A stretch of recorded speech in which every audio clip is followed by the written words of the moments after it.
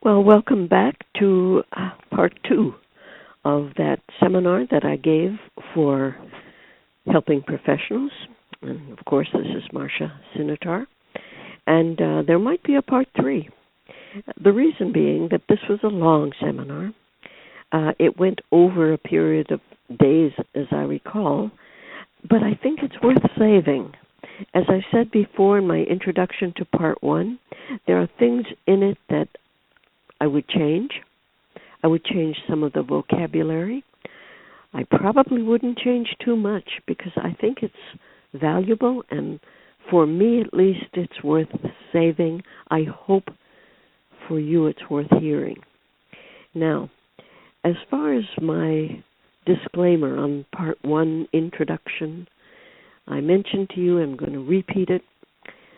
Usually I will ask people who are embarking on a spiritual journey of any kind, but especially where life changes, refinements, entry into the unknown are involved. I always ask people to work with a helping professional, pastor, priest, spiritual director, therapist, like that, qualified in the things that interest you. For me, it has been a labor of finding someone qualified to talk to me about contemplative life, because so much of it has been popularized and seems to be part of the conventional wisdom. Conventional wisdom is not always appropriate. So that's a disclaimer. I would ask you who are working alone, make sure you work with someone who's qualified in the areas that you're involved with. So that's the first disclaimer. Another thing I want to mention is that I have repeated the wrong title. The film that I speak about is not Education of Rita. It's the Educating Rita. Educating, I-N-G, Rita. So you can find it online. I believe it's still on Amazon, but I'm not sure. But it's available if you're going to watch it. But there's so many movies that speak of the same themes that are profound. I think even some science fiction, maybe quite a lot of it. So there's that. Well, having said all of that, I don't think there's anything more for me to add. I look forward to your feedback. Enjoy. Lately, I've come to the conclusion that our spiritual life is our vocation, if we're called in that direction, and that our job is really to fold in everything that we do into that, so that our gifts and our talents could be used to serve and be served, to be blessed, to be a blessing, as we said, and be blessed. And of course, this is the Buddhist ideal also. The right livelihood ideal would encompass using work to grow into enlightenment, and at the same time using our work to serve our fellow brothers and sisters. And as we turn now our attention to the practical aspects of this walk, this unfolding or summons, I would ask all of us, myself included, to be thinking about how in our particular life we respond. And I would suggest to you, as I have to myself, that the way we respond is unique to us. It's like our fingerprint. And we will go to any lengths, and by that I mean any lengths, illness or emotional problems, certain failures in life maybe, to defend and protect our way of being in the world. And unfortunately, we have to go on this circuitous route when we aren't conscious of what we're doing. And I think with understanding comes the consciousness. It's not so much that we are not conscious beings, but that rather we have never been properly instructed or guided as to the sneaky little turns that our unconscious and conscious can take if we're not responsible. And that's where I thought I would begin. Last night yesterday I talked about the film The Education of Rita, and I'd like to return to that for just a moment for one of the elements of this circuitous path, and that is the natural tendency to be self-doubting.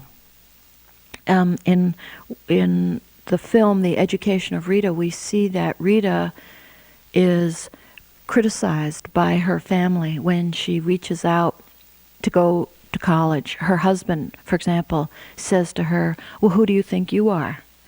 And her mother, and especially her father, advise her to leave well enough alone and not make waves. She comes, as I said, from a blue-collar family, and the level of society means nothing to it. The same would apply if someone came from, let's say, a Ivy League school and decided to give up their profession or their elite position in life and become a carpenter. And I have letters testifying to that. The leaving the herd, as it's been called, is a shock to the people that love us. And I think basically they want us to be happy, and think that because we've chosen a different way, we will not have a language or values in common, and who do we think we are anyway? I remember when I was a child having little insights that I thought were very important to share, and sharing them with some of my relatives, having a funny look come over their face, and the statement would come, or the question. It was more of a statement. Who do you think you are? You think you're so smart, and you think you know. And I did think I knew, and I did know. Of course we do, as I said, we put some of this underground because we doubt ourselves, and we say eventually, as Rita did, who do I think I am? Maybe they're right. And especially when we're young or vulnerable in some other way. That's why I emphasize self-esteem so much in my writings, because I think it takes great courage and boldness to move in the direction that we intuit is the right direction for us. This sense of being a misfit among fits, or among people that fit in, we can also see in Moses, in the first book of Exodus, and all the way through Exodus, almost till the very end, where God comes to Moses and instructs him on ways to talk to the king of Egypt. Moses' first question is, who am I that I should go unto the Pharaoh, and that I should bring forth the children of Israel out of Egypt? That's the very first impulse that he says. And Moses was well educated, and he was privileged. He came from a privileged group. And of course he was, in the eyes of his own setting, I guess heroic in that sense. And yet when he had the inner call or the instruction from God, his first thought was, well, who do I think I am? And he actually, all through this book, he's arguing with God. In one place he says, but they're not going to believe me if I go to them and talk to them as you would have me. In another he says, but I'm not eloquent. I'm slow, and why don't you get someone else? Now imagine, if you think about your own arguments with a part of you that is the refined, what St. Peter would call the inner person of the heart, the inner man of the heart. You think about your own arguments with that part of us, or you, or me, that would have us reach out, persevere, sustain certain hardships. So we say, I can't do it. This isn't possible. So we have the same ongoing argument. And I think that when we ask ourselves, who do I think I am, it's important at that time to be well-centered and grounded in Scripture. Because in Scripture, whatever your choice of Scripture, whether it's Hebrew Testament, Old Testament, or New Testament, what we see are people who are giants who have the same struggle. And I think this gives us heart. And certainly, if done properly with a meditative, quiet spirit, for me has been helpful to put fear aside and enter into that next step that I know I need to take. It's just the most helpful thing that I have been able to do, and no other type of reading seems to satisfy. Once in a while, a poem or a throwaway remark, but on a consistent basis, this education of our own willingness, I think, is a key to moving ahead practically. At one point in this film, Education of Rita, Rita is in a pub with her father, her mother, her husband, a whole bunch of their friends. And the friends are starting to get rowdy. They're having a good time. It's all perfectly wholesome and seems to be, to me at least as an onlooker, fairly innocent. But Rita, you can see in her body language, she's stepped back from the group and she's watching herself in this setting, and I get the feeling that she's thinking to herself, what am I doing here? This is not for me. And maybe we've all had that feeling. I know that I've had that feeling. Certain kinds of jobs that I might undertake, or certain friends that I've been with, certain family members. I've reached a point where I think, I love these people, and I don't belong here.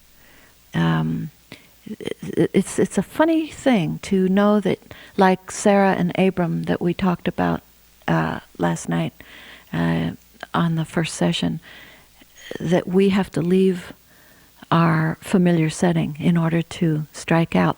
At any rate, in this pub, Rita is looking around, and she happens to see, in the midst of all this singing and happiness, she looks at her mother, and her mother has tears rolling down her face. And Rita turns to her mother and she says, "Mother, why are you crying?" And her mother says, "Well, I can't help thinking that there's a better song to sing, that we could be singing a better song." And with a shock of awareness, Rita gets the realization that there's nothing wrong with her, Rita, for thinking to move out and strike out when she looks at her mother, who in this movie is maybe someone who's been dabbling, maybe someone who's gone along with the conventional way. And then later on, Rita says to her tutor, I realized at that point, that what I want is to sing a better song. So I think then each of us, when we have these doubts, in addition to finding some predictable ways to get our bearings and our grounding, we need to realize that if what we want is to sing a better song, and by that I mean grow into more vital life, love, health, generosity, charity, personal discipline, so we can put aside our hesitation and our who do I think I am thinking. If we are like that, I think we can ask ourselves, what is my motive here? And if we hear, yes, I want to sing a better song, we should be assured that we're on the right track. And sometimes it's so hard to know, am I being egocentric? It's so easy to fall into the trap, and this is a slippery slope, because sometimes we are being led by the aggressive ego. I'll show them. The minute we hear, I'll show them, or I'll prove myself to them, we know it's not to sing a better song. There's some little deficiency that needs applause, that is looking to be self-serving or a demagogue. But I think if it's simply to lift our voice and sing, this is so pure and so exquisite, and gives such pleasure, we become blessed, and we are a blessing.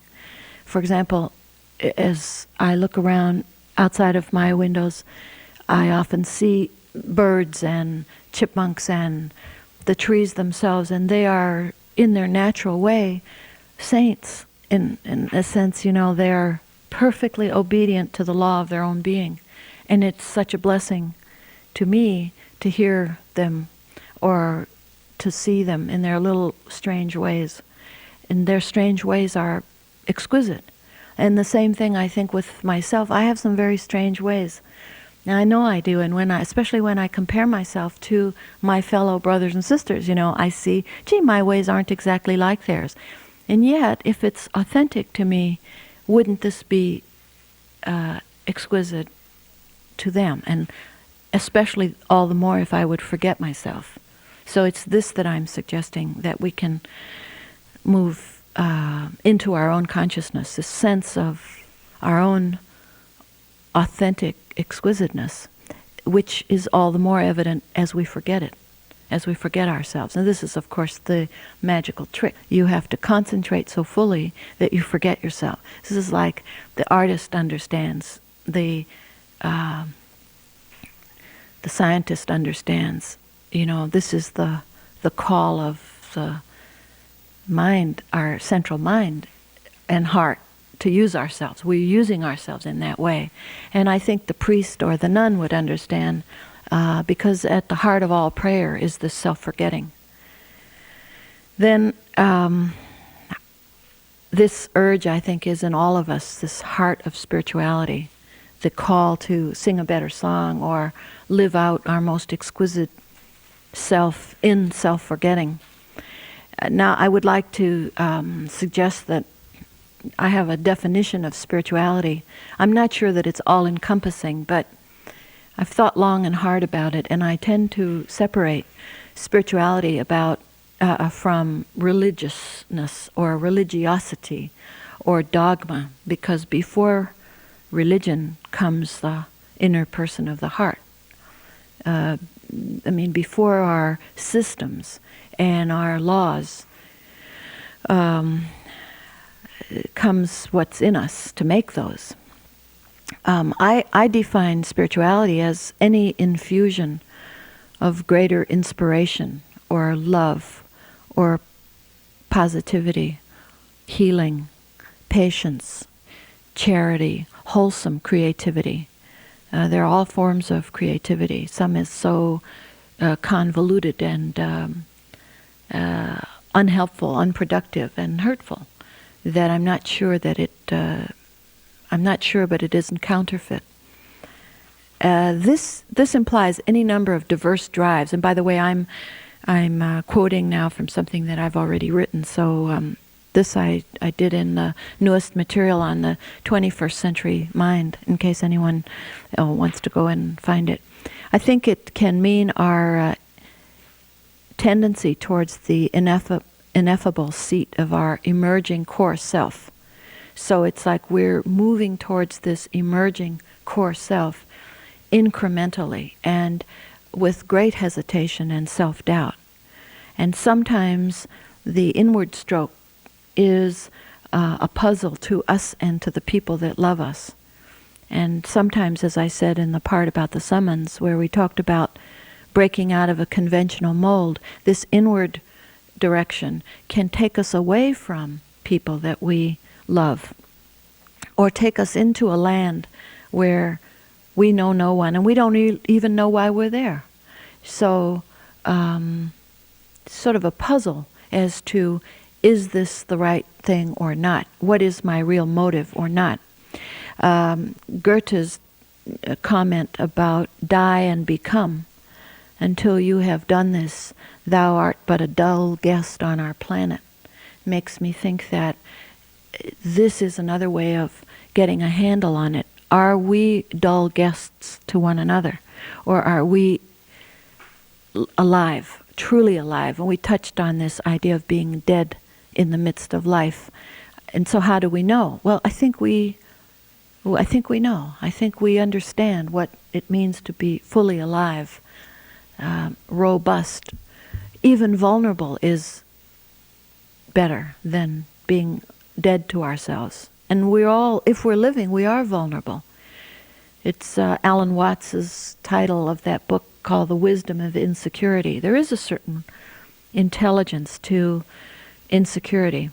Of course, this takes us back to the idea of working with a qualified helping professional in the area of our interest. It might not be work. It might be something else, very personal, but it might be work. And you don't want to sell the family farm, for a pipe dream or something for which you're not prepared. We have to be practical about our risks and take care of ourselves, our family, safety, finances. There's so many considerations. So we don't want to just jump into the deep water, ill-prepared, don't know how to swim, and as we're coming up for the third time for air, we think, oh, if I had only done this or that first.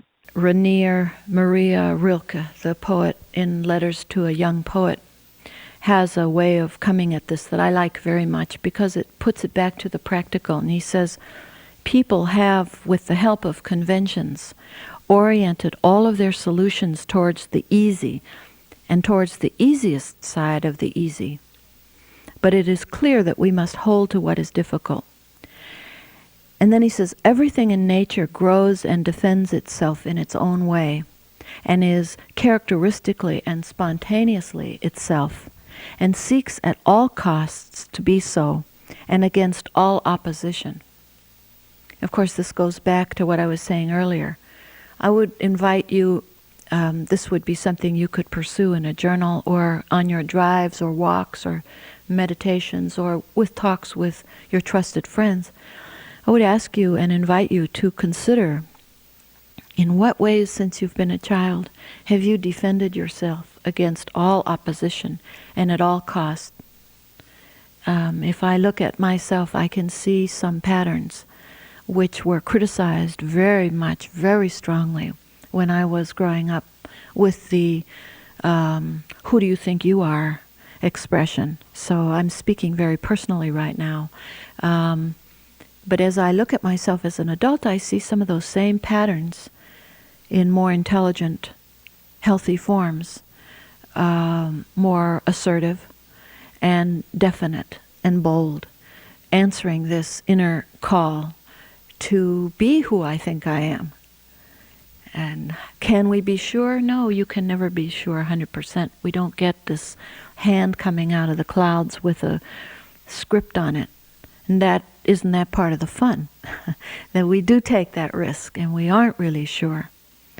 So a question that you could ask yourself, and I ask myself, is, what do I seek at all costs and against all opposition to be? There's a story that I heard recently. A friend of mine who knows how interested I am in some of these subjects said that he came across it in a book. It was a story about a priest who was on his deathbed, and as he slipped into death and let go of life, at that instant he saw how easy it would have been to have been a saint.